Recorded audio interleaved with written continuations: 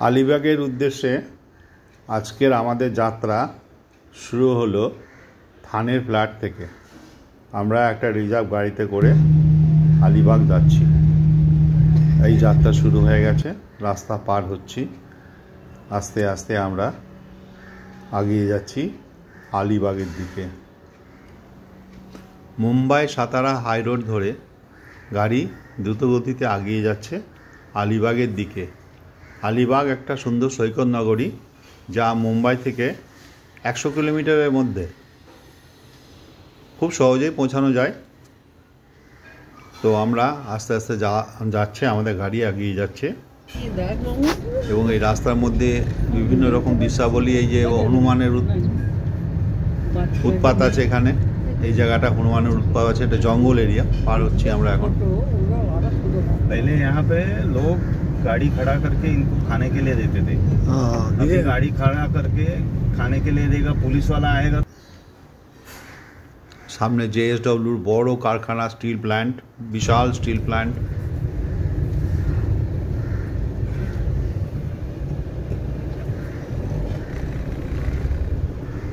এই রিজার্ভ গাড়িটা সারাদিনের জন্য ভাড়া করা হয়েছে। আলিবাগের দর্শনীয় স্থানগুলো দেখে আবার আমাদের থানের ফ্ল্যাটে ছেড়ে দেবে। আলিবাগে অনেক কিছুই দেখার আছে, তার মধ্যে প্রধান হচ্ছে আলিবাগ বিচ এবং ভারসোলি ব্রিজ এবং কোলাবা ফোর্ট। আর কোলাবা ফোর্ট দেখাটা অনিশ্চিত এই কারণেই যে ওটা জোয়ারের ওপর নির্ভর করে। তা আমরা দেখতে দেখতে আলিবাগ এসে পৌঁছে গেলাম, আলিবাগে বাজারে। সেখান থেকে আমরা আলিবাগ বিচের দিকে যাচ্ছি। এখানে একটা মন্দির আছে, এই মন্দিরটা আমরা দেখলাম, খুব সুন্দর কারুকার্যময় মন্দির, বালাজি মন্দির। মন্দির দেখেই আমরা এসে পৌঁছালাম সেই আলিবাগের বিখ্যাত বিচে। সামনেই একটা T-55 ট্যাঙ্ক রাখা আছে। এর ইতিহাস সম্বন্ধে খুব বেশি জানা যায় না, যেটুকু জানা যায় সেটুকু ডেসক্রিপশন বক্সে আমি দেব। সেইখানে দাঁড়িয়ে ছবি তুললাম, তারপরে আমরা বিচের মধ্যে নামলাম। এই আলিবাগ বিচটি খুব সুন্দর, প্রচুর সেলিব্রিটি এবং ধনী মানুষের রিসর্ট এবং বাড়ি আছে এই আলিবাগের সি বিচের কাছাকাছি। এটা মুম্বাইবাসীদের জন্য একটা বিনোদনের সুন্দর জায়গা।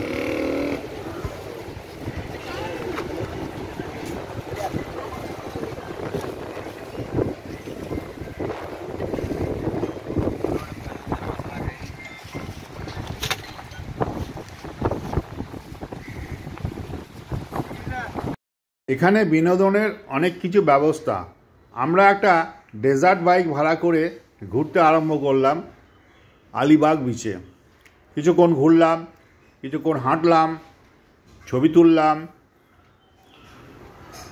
জলের মধ্যে নামলাম।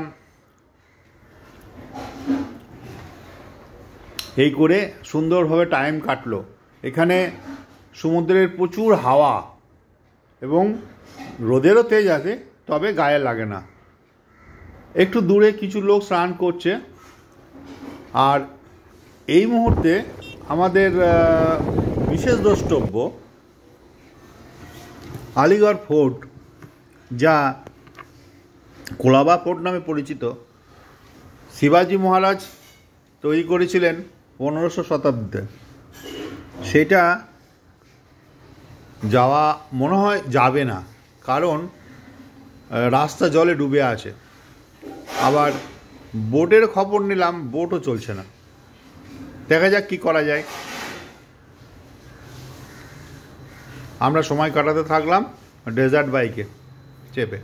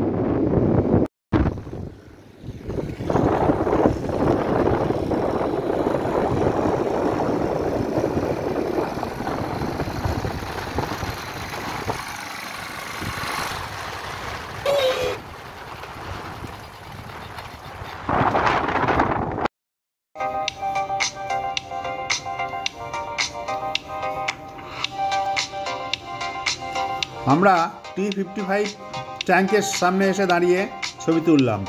এখানে লেখা আছে আলিবাগ। আলিবাগ লেখার পিছন দিকটা তুলতে পারলাম কারণ সামনের দিকে বোল্ডার ফেলা আছে।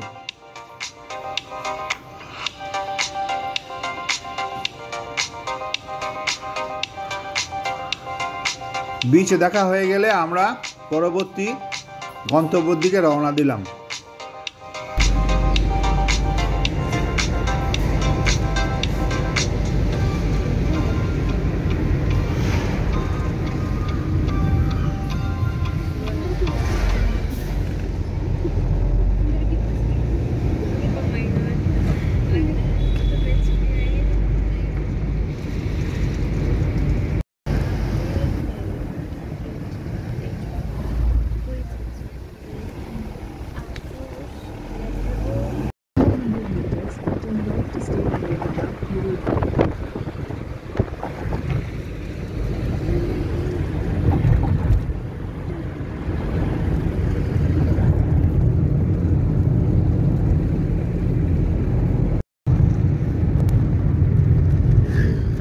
GSW आ गया। Take the next right to stay on वो Road अलग है, ये Road अलग Road. है। JSW अभी हमने जो देखा ना, वो अलग है। वो अलग है, ये अलग है। ये अलग है। हमने इधर Continue for 30 kilometers. इधर 30 किलोमीटर है।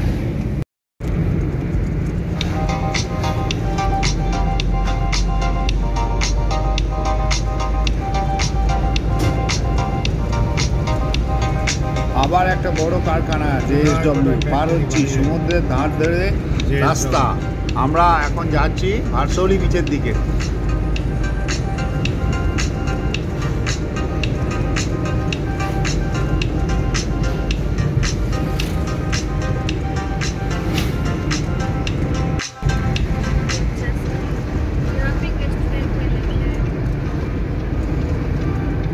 পুরো পুরো রাস্তাটা बंद है, बंद है, बंद है। ये रिसोर्ट है। পুরো রাস্তাটা সমুদ্রের ধারে কোস্টাল রোড আছে।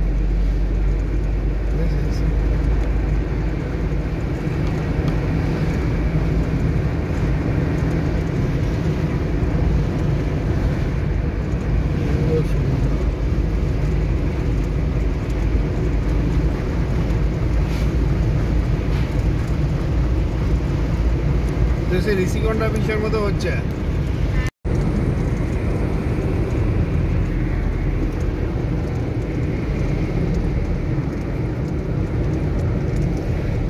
দেখ এরকম রাস্তা পাবি একদম জনসংরক্ষণ।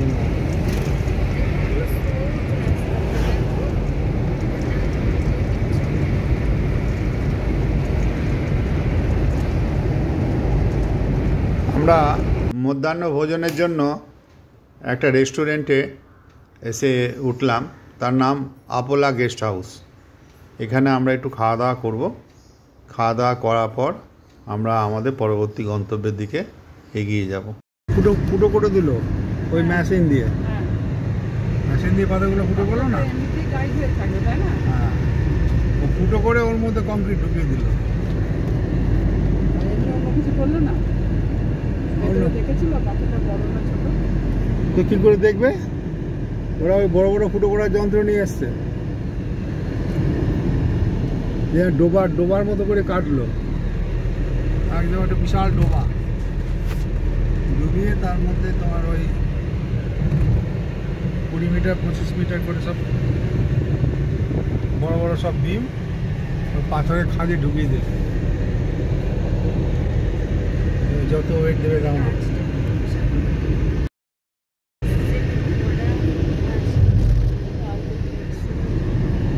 এখানে চলাম না, নৌকা না মাছ ধরা, কিন্তু মাছের দোকান তো পেলে না। এখানে গেলে দোকান দেওয়া যাচ্ছে।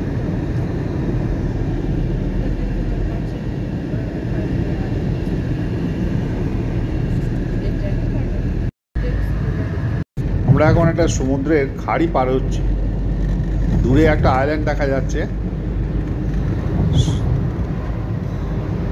আর জেটিও দেখা যাচ্ছে।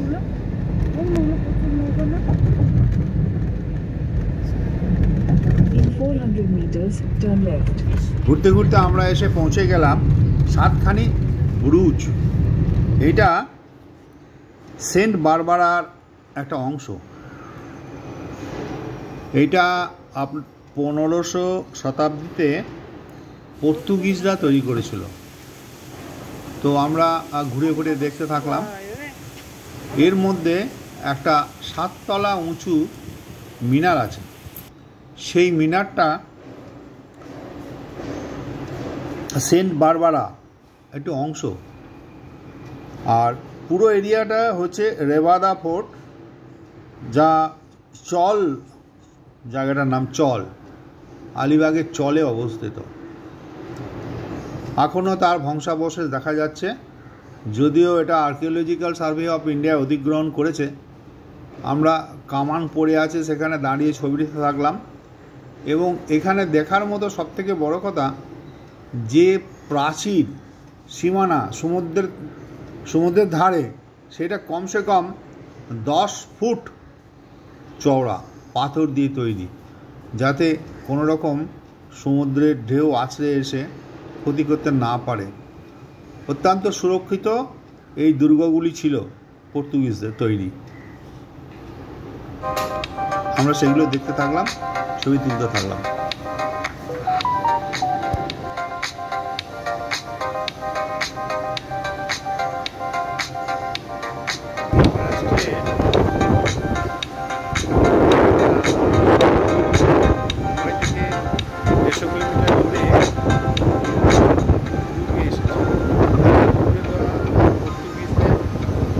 দুর্গ সেইখানে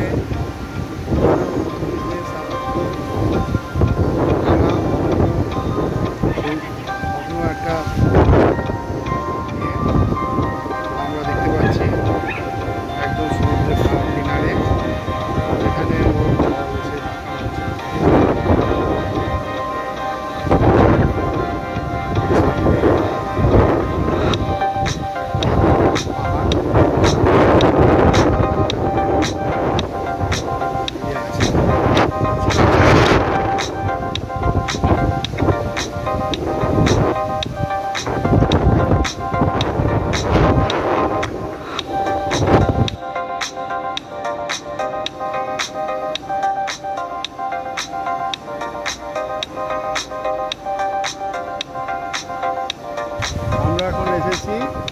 মহারাষ্ট্রের রেপডান্ডা, মুম্বাই থেকে আরও 100 কিলোমিটার দূরে রেপডান্ডা বিচে।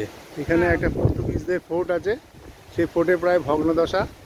সেই ভগ্নদশা ফোর্টকে আমরা দেখছি এবং একদম ফোর্টের গায়ে এসে জল ঠেকছে। হ্যাঁ, আর ফোর্টের দেয়ালগুলো প্রায় এক একটা দেয়াল 5 ফুট 6 ফুট চওড়া।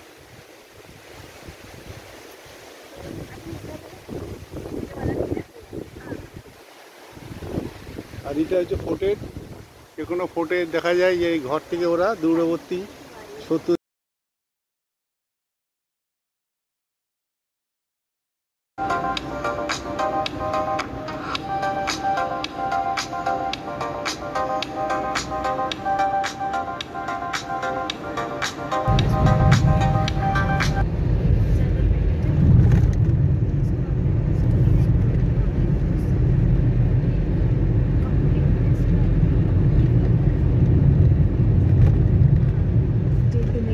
এখন আমরা যাচ্ছি শ্রী বিক্রম বিনায়ক মন্দিরের দিকে।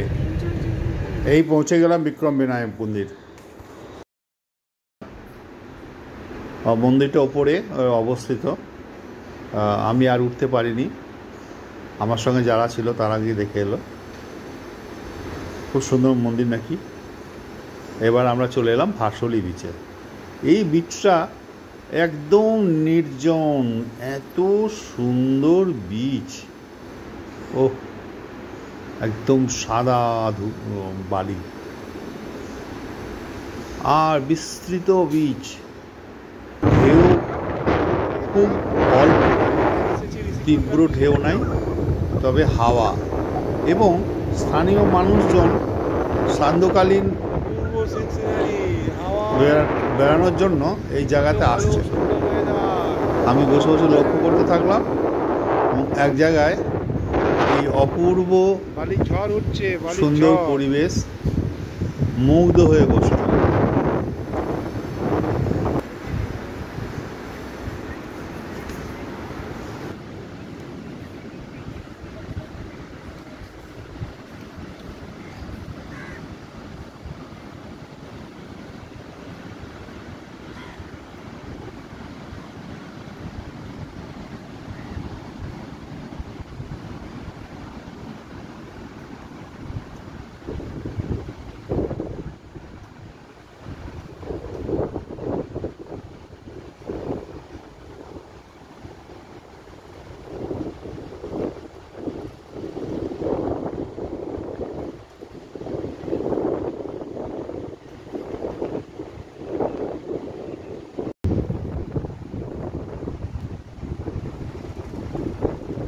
আমরা এখন মুম্বাই থেকে 100 কিলোমিটার দূরে আলিবাগের নিকটবর্তী ভার্সোলি বিচে সি বিচে এসেছি।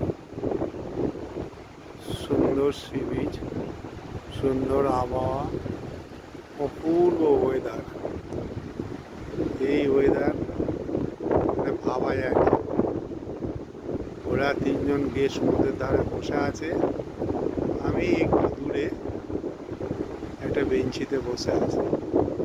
দেখবার মতো সমুদ্র, খুব বেশি বড় বড় ঢেউ নেই, পাথর নেই, সুন্দর বিচ, উপভোগ করার মতো জায়গা।